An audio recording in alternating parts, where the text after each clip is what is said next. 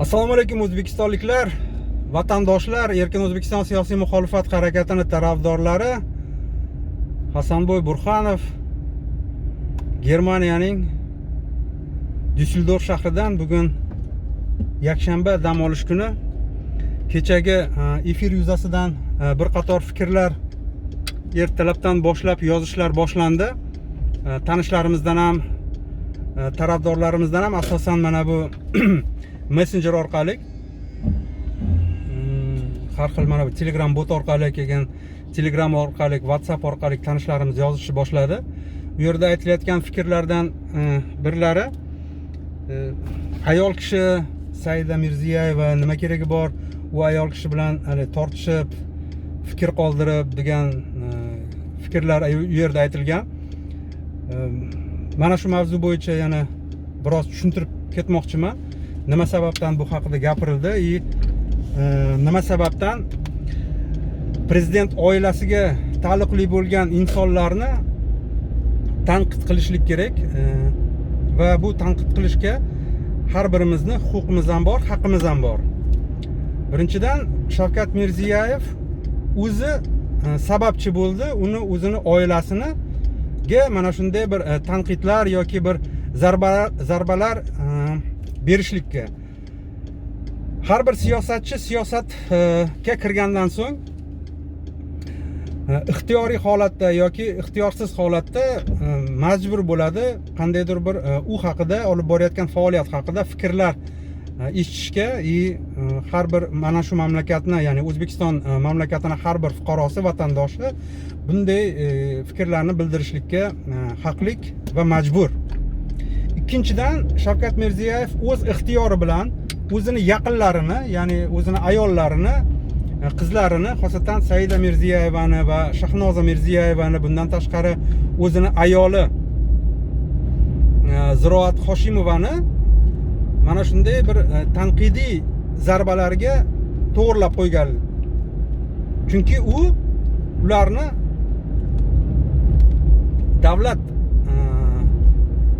ishxonalariga, ya'ni o'zini komandasiga jalb qildi, davlat ishiga. Bu mumkin bo'lmagan, ya'ni bu narsani, ya'ni mumkin emas edi. Sababi yaqinlarini hukumat tarkibiga kiritishni boshlasa, ya'ni prezident devoniga bo'lsin yoki qandaydir bir boshqa bir davlat tashkilotlariga yoki jamg'armalariga, bu albatta tanqidiy zarbalarga u uchratadi uni yaqinlarini.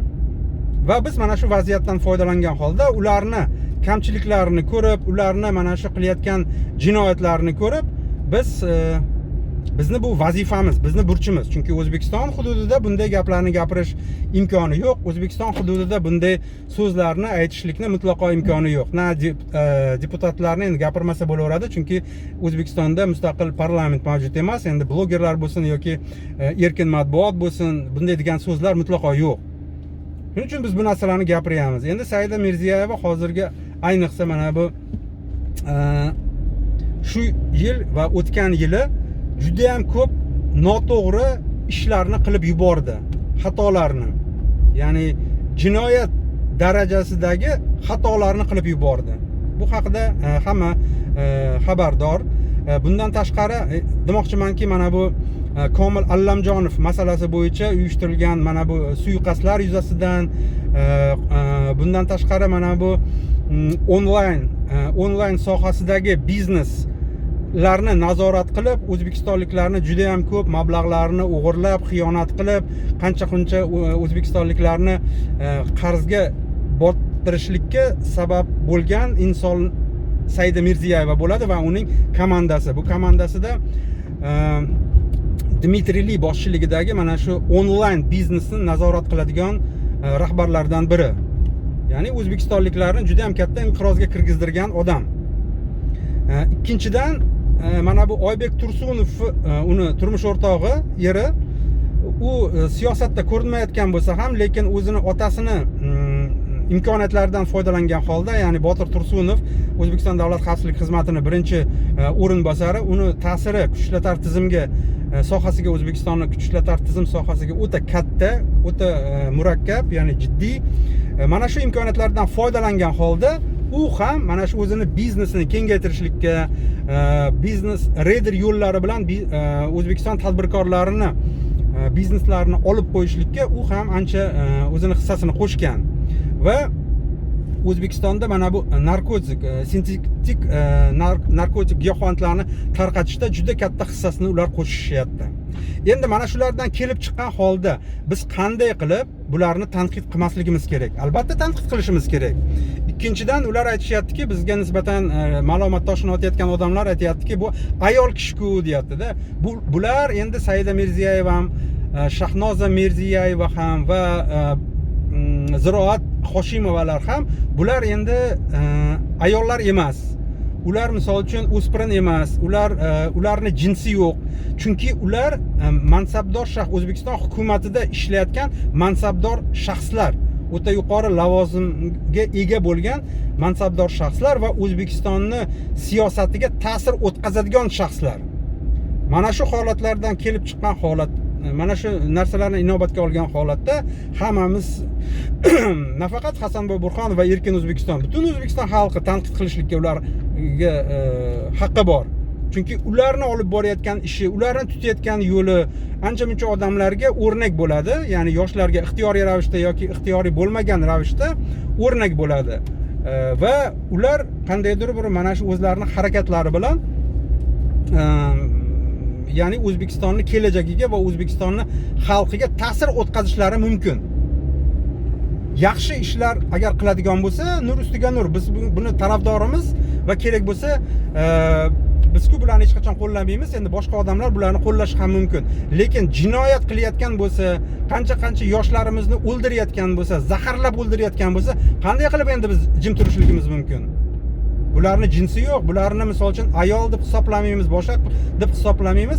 Shavkat Mirziyoyev komandasidagi odamlar. Endi mana necha yillar davomida O'zbekistonni boyliklarini chet elliklarga sotayotgan bo'lsa, milliy qadriyatlarimizni aynan mana shu Saida Mirziyoyeva yo'q qilayotgan bo'lsa, yoshlarimizni ongini zaharlayotgan bo'lsa, ichkilikka o'rgatayotgan bo'lsa, har xil mana bu jinslarni o'zgartirishlikka kelgan mana bu har xil havorang yo'nalishdagi shaxslarni rag'batlantirayotgan bo'lsa, biz qanday qilib jim turishligimiz kerak? Ular mana shu milliy qadriyatlarimizni suiiste'mol qilgan holda O'zbekistonliklarni ongini buzib kelyapti. Ya'ni bizga mutlaqo yod bo'lgan g'oyalarni olib kirib, bizga mutlaqo yod bo'lgan qandaydir urf-odatlarni olib kelib.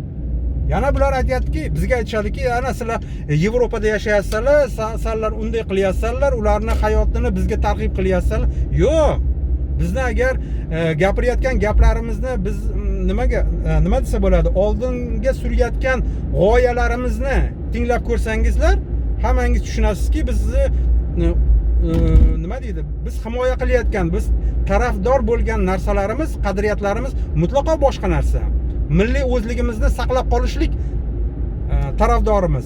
Ham milliy, ham diniy va davlatning suverenitetini. Bular bo'lsa, Shavkat Mirziyoyev rejimini yaqinlari bo'lsa, mutlaqo boy berish tarafdori. O'zbekiston suverenitetini yo'q qilib, qaydadir chet eldagi narsalarni olib kelib O'zbekistonga va mana shu Yevropani hozir ketiga kirib olib, hozir har xil narsalarni qilishlikka bular tayyor bo'lib turibdi. Qanday qilib mana shu narsalarni bila turib, ko'ra turib biz jim turishimiz kerak? Jim turmaymiz. Shuning uchun bizga ma'lumot toshini otayotgan odamlar bilib qo'ysinki, ikkala qulog'iga yaxshilab quyib olsinki, bular ayol emas. Bular o'sha Mirziyoyev komandasidagi kalamushlar. Bularni biz ayovsiz tanqid qilamiz va o'zimizni to maqsadimizga erishmagunga qadar bu kurash to'xtamaydi. Dod desin, faryod desin. Mana hozir kecha shu translyatsiyani jonli efirni ulaganimizdan keyin qoldirilgan izohlarni vaqtini qaralsa, aksariyat qoldirilgan izohlar, ya'ni yomon, so'kinib, haqoratlab, ya'ni jirkanch so'zlar bilan ular yozyapti. Biz bu urovingga tushganimiz yo'q hali. Biz o'zimizni fikrimizni aytib, o'zimizni nima deydi, ya'ni madaniyat miqyosida o'zimizni fikrlarimizni bildirib kelyapmiz, xolos, tanqidiy narsalarni, odamlarni bularni jinoyat bilan tanishtirib. Lekin vaqt e'tibor berilsa, aksariyat izohlar, ya'ni yomon, jirkanch fahsh so'zlar bilan qoldirilgan izohlar o'sha Yevropa vaqti bilan taxminan soat 12-11larda yozilgan. O'zbekiston hali uxlayotibdi. Demak, bu yozuvlar O'zbekistondan yozilmagan. Yo Yevropadan yozilgan yoki Amerika Qo'shma Shtatlaridan. Endi u yerdan kim yozyapti desa, mana shu O'zbekiston hukumati tomonidan yuborilgan yoshlar, har xil mana bu dasturlar orqali, har xil programmalar orqali O'zbekiston yoshlari u yerda ta'lim olayotgan institutlarda, universitetlarda yoki ishlayotganlar. Ya'ni O'zbekiston tomonidan yollangan, ularni Shavkat Mirziyoyev mana bu g'ayrimilliy siyosatini olib borishlikda ular kelajakda mana bu o'zlarini hissasini qo'shmoqchi bo'lgan yoshlar, aynan o'shalar g'arb dunyosida kelib, g'arb dunyosini muvaffaqiyatlarini, yutuqlarini ko'rib, lekin shunga rozi bo'lmasdan ular mana shu bu imkoniyatlardan bizga nisbatan harakatlarni olib boryapti, o'zlarini bir yovuz harakatlarini. Ya'ni bu qul tabiat insonlar, bular qayerda bo'lishidan qat'iy nazar, O'zbekistonda bo'lsin, yo Rossiyada bo'lsin, yoki Buyuk Britaniyada bo'lsin, yoki misol uchun o'zga boshqa sayyoralarga uchib ketsin, ular hech qachon erkin inson bo'lib ular yasha olmaydi. Chunki ular qul tabiat. Ularga xo'jayin kerak har doim. Shu sababdan men aytmoqchimanki, bu chetda yurgan odamlar qanaqadir aqlli odamlar deyishlik, kimdir agar o'ylasa o'zbekistonliklar mana shu chetga borib aqlli bo'lib qolibdi, mana 1 yil davomida yoki 5 yil davomida, yo'q, unda inson bu ya'ni hech narsa dalil bo'lmaydi. Ular mana bu qayerda, dunyoni qayerda bo'lishidan qat'iy nazar. O'zbekistonda yashab ham erkinsevar, ya'ni hurriyat istaydigan insonlar bo'lishligi mumkin. Chunki qul tabiat inson uni mol dunyosi oshib toshib ketgan taqdirda ham, milliard dollarga ega bo'lgan taqdirda ham u qul tabiatligicha qoladi. Shunga aziz do'stlar, mana shu nima deydi? Shu videoni yozishlikka bir o'zim qaror qildim. Sababi juda ham ko'p, ya'ni izohlarda qoldirilgan bo'lsa ham mayli edi. Men izohlarda qoldirilganligi fikrlarga deyarli e'tibor berilmaydi. Chunki haddan tashqari ko'p yaxshi bir qandaydir kimdir jiddiy taklif yozadigan bo'lsa, albatta ularni mana bu kuzatuvchilarimiz yoki mana bu yordam beradigan o'zimizdagi bolalar bor. Jiddiy narsani ko'rib qolishadigan bo'lsa, ya'ni monitoring olib boradigan, tahlil qiladigan bolalar bor. O'shalar yozib yuboradi bizga. Mana shu narsa bor ekan, aka, mana shunga bir e'tibor berib qo'ying deb aytishadi. Lekin mana bu shaxsiy haliginalarga messenjerlarga yuborilgan xabarlar ko'p bo'lganligi uchun men o'zimni mana shu bir fikrimni bildirmoqchi bo'ldim va o'ylaymanki, barcha insonlarga, barcha o'zbekistonliklarga o'zimni mana shunday yetkazgan fikrim tushunarli bo'lgan bo'lsa kerak. Endi har zamonda mana bu shanba, yakshanba kunlari o'zimizni nima deydi, bir o'zbek zabon insonlar bilan, ya'ni mana shu Markaziy Osiyodan kelgan insonlar bilan uchrashib turamiz, suhbatlashib turamiz har doim. Mana shunaqa suhbatlardan bugun biridan qaytayotgan edim. Shu qaytayotgan vaqtida shu fursatdan foydalanib shu maktubni yozay dedim, shu video murojaatni. Kimda qanday fikrlar bo'ladigan bo'lsa, videoni tagiga izoh sifatida qoldirishinglar mumkin.